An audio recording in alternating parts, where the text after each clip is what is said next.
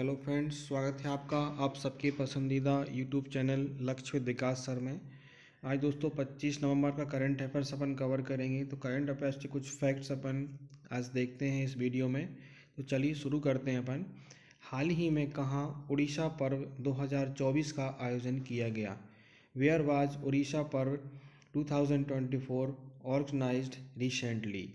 तो अभी हाल ही में दोस्तों इसका आयोजन नई दिल्ली में किया गया, जिसमें प्रधानमंत्री नरेंद्र मोदी जी ने भी आपकी शिरकत की। ये आपको याद रखना है। तो उड़ीसा की कला संस्कृति के लिए आपका ये पर्व आयोजित किया जाता है।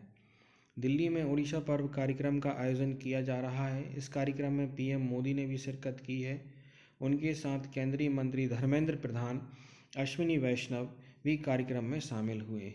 बता दें कि उड़ीसा पर्व कार्यक्रम का आयोजन उड़िया विरासत के संरक्षण संवर्धन के लिए किया जा रहा है। ये कार्यक्रम नई दिल्ली के जवाहरलाल नेहरू स्टेडियम में आपका आयोजित किया जा रहा है, ये आप याद रखेंगे। नेक्स्ट है, अभी हाल ही में अब्दुर रहमान मोहम्मद अब्दुल्लाही को कहाँ का राष्ट्रपति चुना गया? Recently Abdur Rahman Mohamed Abdullahi was elected the president of, तो ये आपकी सोमाली लैंड के आपके राष्ट्रपति बने। तो ये दोस्तों सोमालीलैंड रहा, जो इथोपिया और सोमालिया के आपके पास में पड़ता है, ये आपको याद करना है। यह एक स्वायत्त क्षेत्र है, सोमालिया का भाग है, अफ्रीका का सींग में स्थित है। यह अदन की खाड़ी के दक्षिणी तट पर स्थित है। इसकी सीमा उत्तर पश्चिम में जिबूती, दक्षिण पश्चिम में इथोपिया और पूरब में सोमालिया से लगती है। इसके दावा किए गए क्षेत्र का क्षेत्रफल 1,76,120 स्क्वायर किलोमीटर या 68,000 स्क्वायर मील है, जिसमें 2021 के हिसाब से 5.7 मिलियन निवासी निवास करते हैं। इसकी राजधानी, इसका सबसे बड़ा शहर हरगेइसा है, ये आपको याद रखना है। नेक्स्ट फैक्ट है आपके सामने कि कौन आईपीएल के इतिहास में सबसे महंगे खिलाड़ी बने हैं?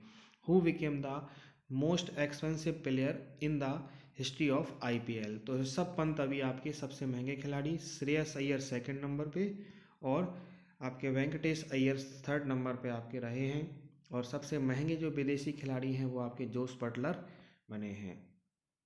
मेगा ऑक्शन में मालामाल हुए ऋषभ पंत अब इंडियन प्रीमियर लीग के इतिहास में सबसे महंगे खिलाड़ी बन गए हैं। लखनऊ सुपर जायंट्स ने उनको 27 करोड़ रुपए में खरीदा है। हाल ही में किस देश के प्रधानमंत्री 3 दिवसीय भारत की यात्रा पर आए हैं? Recently the prime minister of which country has come on 3 days visit to India? तो भूटान के प्राइम मिनिस्टर जो हैं वो भारत की यात्रा पर आए हुए हैं। भूटान के प्रधानमंत्री दासो सेरिंग तोबगे। ठीक है, विदेश मंत्रालय ने आपकी इसकी जानकारी दी है, ये आपको याद रखना है। नेक्स्ट आपके सामने है, हाल ही में कितने युवा कलाकारों को उस्ताद बिस्मिल्लाह खान युवा पुरस्कार से सम्मानित किया गया है? How many young artists were recently honoured with the Ustad Bismillah Khan youth award? तो 82 लोगों के लिए आपका ये पुरस्कार दिया गया है, उस्ताद बिस्मिल्लाह खान पुरस्कार, ये आप याद रखेंगे। डॉक्टर अम्बेडकर अंतर्राष्ट्रीय केंद्र पर आपका इसका नई दिल्ली में जो स्थित है, 82 कलाकारों को 22-23 के लिए उस्ताद बिस्मिल्लाह खान युवा पुरस्कार से सम्मानित किया गया। 2022-23 के असाधारण विजेताओं को सम्मानित करने के लिए उस्ताद बिस्मिल्लाह खान युवा पुरस्कार समारोह का उद्घाटन संस्कृति मंत्रालय के सचिव श्री अरुणीश चावला, सुश्री उमा नंदुरी, संयुक्त सचिव संस्कृति मंत्रालय, संगीत नाटक अकेडमी के उपाध्यक्ष श्री जोरावर सिंह यादव, संगीत नाटक अकेडमी के अध्यक्ष डॉक्टर संध्या पुरेचा और संगीत नाटक अकेडमी के सचिव श्री राजू दास जी ने किया, ये आपको याद रखना है। अब दोस्तों अपन थोड़ा सा उस्ताद बिस्मिल्लाह खान जो पुरस्कार हैं उसके बारे में जानते हैं। संगीत नाटक अकेडमी ने 40 वर्ष की आयु तक के युवा प्रदर्शन कला साधकों के लिए वर्ष 2006 में भारत रत्न उस्ताद बिस्मिल्लाह खान के नाम पर उस्ताद बिस्मिल्लाह खान युवा पुरस्कार की स्थापना की। उस्ताद बिस्मिल्लाह खान युवा पुरस्कार हर साल संगीत, नृत्य, नाटक, लोक और आदिवासी कला और कठपुतली के क्षेत्र में उत्कृष्ट युवा कलाकारों को दिल्ली और दिल्ली के बाहर आयोजित एक विशेष समारोह में पुरस्कृत किया जाता है। इसमें युवा पुरस्कार के तहत 25,000 रुपये की धनराशि, एक पट्टिका और एक आपका अंग वस्त्र प्रदान किया जाता है। तो ये आपको याद रखना है। तो उस्ताद बिस्मिल्लाह खान युवा पुरस्कार को शुरू करने के पीछे जो उद्देश्य है, देश के संगीत, नृत्य, नाटक, लोक और आदिवासी कला रूपों और अन्य संबद्ध प्रदर्शन कला रूपों के क्षेत्र में युवा कलाकारों को प्रोत्साहित करना है। ये आपको याद रख। नेक्स्ट है, हाल ही में गुरवीर सिंह ने हचियोजी लॉन्ग डिस्टेंस मीट में कौन सा पदक आपका जीता है? Which medal did Gurveer Singh win recently in Hachioji long distance meet? तो इसमें इन्होंने गोल्ड जीता है। ये आपको याद रखना है। भारत के गुरवीर सिंह ने शनिवार को जापान में हचिकोची लॉन्ग डिस्टेंस 24 एथलेटिक्स मीट में पुरुषों की 10,000 मीटर स्पर्धा में ये राष्ट्रीय रिकॉर्ड आपका बनाया है। और इसमें उन्होंने आपके सैमुएल मसाई और गिलबर्ट के को पीछे छोड़ते हुए आपका 27-14-88 के स्कोर के साथ आपका अपने 8 ग्रुपों में सबसे तेज धावक के रूप में जाने गए। नेक्स्ट है, हाल ही में किसने नई दिल्ली में हज सुविधा ऐप 2.0 लॉन्च किया? हु रिसेंटली लॉन्च्ड हज सुविधा ऐप 2.0 इन न्यू दिल्ली? तो ये केंद्रीय मंत्री किरण रिजिजू जी ने आपका ये लॉन्च किया। केंद्रीय अल्पसंख्यक मामलों के आपके मंत्री हैं, इन्होंने इसको लॉन्च किया। अल्पसंख्यक कार्य मंत्रालय और हज कमेटी ऑफ इंडिया और भारत सरकार के संयुक्त तत्वाधान में इस कार्यक्रम को आयोजित किया गया। और इसमें राज्य और विभिन्न केंद्र शासित प्रदेश की हज कमेटियों के आपके अध्यक्ष, उपाध्यक्ष और विभिन्न पदाधिकारियों की मौजूदगी में ये किया गया। तो दोस्तों आपको पता है कि हज जो है वो मुस्लिम संप्रदाय की एक आपकी पवित्र तीर्थ यात्रा है जो मक्का मदीना में आपकी आयोजित की जाती है, उसको हज यात्रा कहते हैं। इसमें हर वर्ष लाखों मुस्लिम जो होते हैं वो हज की यात्रा के लिए जाते हैं। तो उनको सुविधा देने के लिए सरकार ने आपका इसको लॉन्च किया है, ये आपको याद रखना है। इस ऐप में आपका जो होता है कई प्रकार के ऐसी सुविधाएं लोगों के लिए दी जाती हैं कि जैसे उनको फ्लाइट्स में क्या क्या कैसे साधन करना होगा, कहाँ से कैसे जाना होगा, स्वास्थ्य संबंधी गाइडलाइन, वहाँ जाने पर क्या क्या उनको कार्य करना होता है, सारी सुविधाएं इसमें उनके लिए दी गई हैं कि जो भी व्यक्ति जाना चाहता है वो उसको देखेगा और देख के उसमें सारी जानकारी निकाल लेगा। नेक्स्ट है, हाल ही में किस ट्राइथनॉल एथलीट ने 36 वर्ष की उम्र में आपका संन्यास ले लिया? विच ट्राइथनॉल आपका athlete recently announced his retirement at the age of 36 है। तो दोस्तों ये जो हैं एलिस्टेयर ब्राउनली जो कि इंग्लैंड के हैं, इन्होंने आपका संन्यास लेने की घोषणा। तो ट्राइथनॉल में दोहरे ओलंपिक स्वर्ण पदक विजेता और 2 बार के विश्व चैंपियन ब्रिटेन के एलिस्टेयर ब्राउनली ने जो है वो 36 वर्ष की उम्र में संन्यास लेने की घोषणा की है। उन्होंने सोशल मीडिया पर कहा कि अब इस अध्याय को यहीं समाप्त करने का समय आ गया है। ट्राइथलॉन ने मेरी ज़िंदगी बना दी। मैंने बचपन को उन सपनों को पूरा किया है जिनको देखने में आपका कभी साहस मैंने किया था, जिसकी कल्पना की थी और उससे कहीं ज़्यादा मैंने पाया है। तो ये इन्होंने इसमें किया है। दोस्तों जो ट्राइथनॉल है इसके बारे में अपन अब थोड़ा सा जानते हैं कि ये होता क्या है, किस तरीके से आपका होता है। तो दोस्तों देखिए, चित्र में आपको दिख रहा होगा एक व्यक्ति तैर रहा है, एक व्यक्ति साइकिल चला रहा है और एक व्यक्ति दौड़ रहा है। तो ऐसा एथलीट जो इन तीनों प्रतियोगिताओं में आपका भाग लेता है और अपना कैरियर बनाता है, स्विमिंग में, साइकिलिंग में और रनिंग में, उसको हम लोग क्या कहते हैं दोस्तों, आपका ट्राइथनॉल कहा जाता है। तो जो एलिस्टेयर ब्राउनली थे वो इसी प्रकार के आपके खिलाड़ी थे। इन तीनों स्पर्धाओं में इन्होंने अपने लोहा मंगवाया और आपके ओलंपिक में गोल्ड मेडल जीता, वर्ल्ड चैम्पियनशिप भी इन्होंने जीती और इसलिए इनको याद किया जाता है।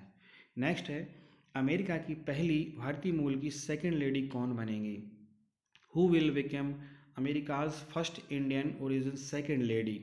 तो दोस्तों ये कौन बनेगी? जेडी वेंस की पत्नी ऊषा चिलुकुरी वेंस, ये आपकी फर्स्ट लेडी आपकी अमेरिका की बनेगी।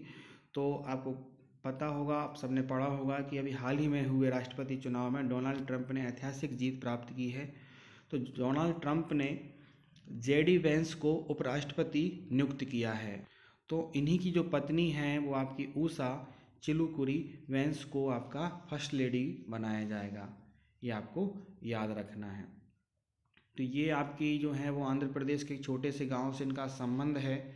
इनका जन्म जो है वो आपका अमेरिका में ही हुआ है, लेकिन इनका संबंध जो है वो आपका भारत से है, और भारत से ही आपका इनका संबंध होने के नाते इनको भारतीय मूल का कहा जाता है, ये आपको याद रखना है। नेक्स्ट है, राष्ट्रपति डोनाल्ड ट्रंप ने किसको अमेरिका का राष्ट्रीय सुरक्षा सलाहकार नियुक्त किया है ना। Who has been appointed by President Donald Trump as America's National Security Advisor NSA, है ना।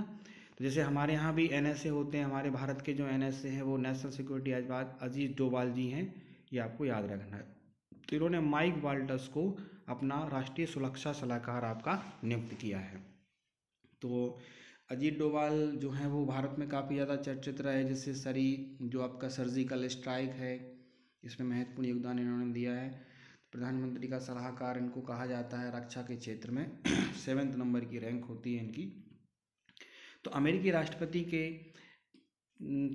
उसमें प्रचंड मत से जीत हासिल करने के बाद डोनाल्ड ट्रंप ने अपना अजीत डोभाल खोजा है। तो देखिए संज्ञा दी गई है इनको अजीत डोभाल की, क्योंकि अजीत डोभाल हमारे यहाँ के नेशनल सिक्योरिटी एडवाइज़र हैं और अमेरिकी राष्ट्रपति ने भी आपका चुना है। तो अमेरिका का राष्ट्रीय सुरक्षा सलाहकार जो है वो बनाया है, तालिबान से लोहा ले चुके हैं, फ्लोरिडा से आपके सांसद हैं माइक वाल्टर्स, ठीक है। तो इनको उन्होंने नेशनल सिक्योरिटी एडवाइज़र राष्ट्रीय सुरक्षा सलाहकार आपका नियुक्त किया है, ये आपको याद रखना है, ठीक है। तो इंडिया के जो NSA हैं वो कौन है, आपके अजीत डोभाल जी, ये हैं आपके अजीत डोभाल, ये आपको याद रखना है। तो भारत का राष्ट्रीय सुरक्षा सलाहकार भारत की राष्ट्रीय सुरक्षा परिषद का वरिष्ठ अधिकारी होता है। ये अपन थोड़ा सा हमारे इंडिया के NSA के बारे में जान रहे हैं, ठीक है। राष्ट्रीय सुरक्षा नीति और अंतर्राष्ट्रीय मामलों पर भारत के प्रधानमंत्री का मुख्य सलाहकार होता है। भारत में जो आपकी वरीयता क्रम होती है अधिकारियों की, कर्मचारियों की, उसमें आपका जो टॉप 7वें नंबर का स्थान जो होता है वो NSA का होता है। इनको कैबिनेट मंत्री का दर्जा प्राप्त होता है, केंद्रीय कैबिनेट मंत्री का। वर्तमान में कौन है, हमारे अजीत डोभाल जी जो हैं वो भारत के NSA हैं, ये आपको याद रखना है। नेक्स्ट है, राष्ट्रपति डोनाल्ड ट्रंप ने किसको अमेरिका का स्वास्थ्य मंत्री नियुक्त किया है। Who has been appointed by President Donald Trump as America's health minister. तो हेल्थ मिनिस्टर जो है वो आपके किसको नियुक्त किया है अभी डोनाल्ड ट्रंप ने, आपके रॉबर्ट F कैनेडी जूनियर को आपका अमेरिका का स्वास्थ्य मंत्री नियुक्त किया है।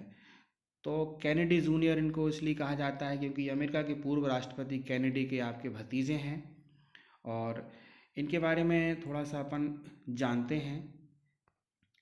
तो जो देखिए कैनेडी जूनियर हैं, कैनेडी जूनियर जो है वो कोरोना वैक्सीन के विरोध में इन्होंने काफ़ी ज़्यादा कार्य किया है, ये आपको याद रखना है। इनके पास स्वास्थ्य मंत्रालय इनको सौंपा गया है। ट्रंप ने सोशल मीडिया प्लेटफॉर्म X पर इनकी पोस्ट करके जानकारी दी है। नेक्स्ट है, हाल ही में अमेरिका के नवनिर्वाचित राष्ट्रपति डोनाल्ड ट्रंप ने किसे कृषि मंत्री के रूप में नामित किया है। Who has recently been nominated by America's newly elected President Donald Trump as agriculture minister. तो ये जिम्मेदारी इन्होंने आपकी ब्रुक लेस्ली रॉलिंग्स को दी है, ये अमेरिका की जो है वो एग्रीकल्चर मिनिस्टर आपकी बनेंगी, है ना। उन्होंने अपनी कोर टीम के लिए एक के बाद एक आपके नामों का ये ऐलान कर रहे हैं। अब उन्होंने कृषि मंत्री के लिए अपनी पसंद की घोषणा की है। ट्रंप ने यह जिम्मेदारी ब्रुक लेस्ली रॉलिंस को दी है। ब्रुक लेस्ली रॉलिंस ट्रंप एक अमेरिकी आपकी ये वकील हैं, ट्रंप के काफ़ी वफादार मानी जाती हैं। इससे पहले ट्रंप ने CEO जो है अपनी कंपनी के जो उनके CEO हैं हॉवर्ड लुटनिक को अमेरिका का वाणिज्यिक मंत्री बनाया है। हाल ही में किसने राष्ट्रीय सुरक्षा को बढ़ावा देने के लिए पहला AI डेटा बैंक लॉन्च किया है। तो दोस्तों ये हमारे भारत देश ने इसको लॉन्च किया है। हमारे विज्ञान एवं प्रौद्योगिकी मंत्रालय ने बुधवार को भारत का पहला कृत्रिम बुद्धिमत्ता AI डेटा बैंक लॉन्च किया, जिसका उद्देश्य नवाचार को बढ़ावा देना और देश की राष्ट्रीय सुरक्षा को बढ़ावा देना है। इसे विज्ञान और प्रौद्योगिकी मंत्री जितेंद्र सिंह ने लॉन्च किया, ये आपको याद रखना है। यह पहल शोधकर्ताओं, स्टार्टअप्स और डेवलपर्स को उच्च गुणवत्ता वाले विविध डेटा सेट तक पहुंच प्रदान करेगी, जो आपके स्केल लेवल और समावेशी एआई समाधान बनाने के लिए आपका आवश्यक है। ये आपको याद रखना है। अभी हाल ही में किसे इंदिरा गांधी शांति पुरस्कार दिया गया? Who was recently awarded the Indira Gandhi peace prize?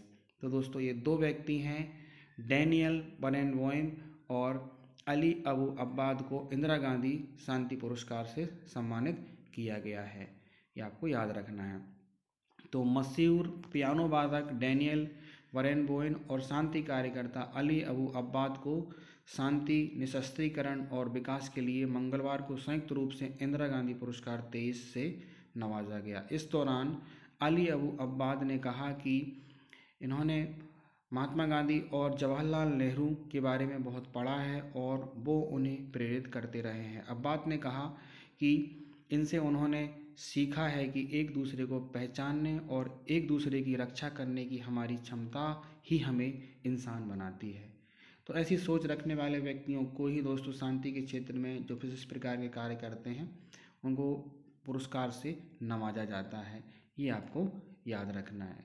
तो विभिन्न प्रकार के अवार्ड्स हैं वगैरह हैं, वो आप लोग देखते रहेंगे। तो दोस्तों ये कुछ फैक्ट्स रहे जो अपन लोगों ने जाने, समझे और इनको याद किया, अपन ने समझा, इनको आप लोग नोट करते रहिए और धीरे धीरे आप लोग अपने मन से भी न्यूज़पेपर है, मैगज़ीन है, न्यूज़ चैनल्स हैं, वहाँ से कुछ फैक्ट्स आप लोग निकाल के अपने रिकॉर्ड्स में लिखते रहिए।